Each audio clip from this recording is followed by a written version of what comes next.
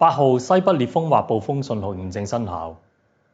喺午夜12點，紅霞集結喺香港嘅東南偏東約140公里，預料向西北移動，時速約18公里，大致移向廣東東部沿岸。按照現時嘅預測路徑，紅霞會喺星期日早上喺惠州至汕尾一帶登陸，喺香港東北100公里左右掠過。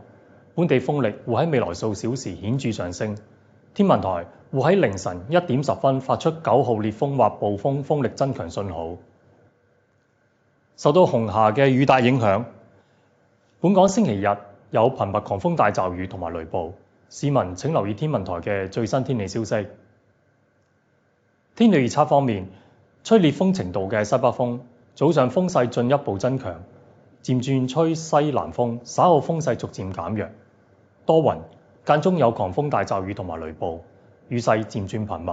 海有非常大浪同埋湧浪，市民應遠離岸邊同埋停止所有嘅水上活動。展望方面，星期一仍然有驟雨，隨後1-2日雨勢有時較大，同埋有狂風雷暴。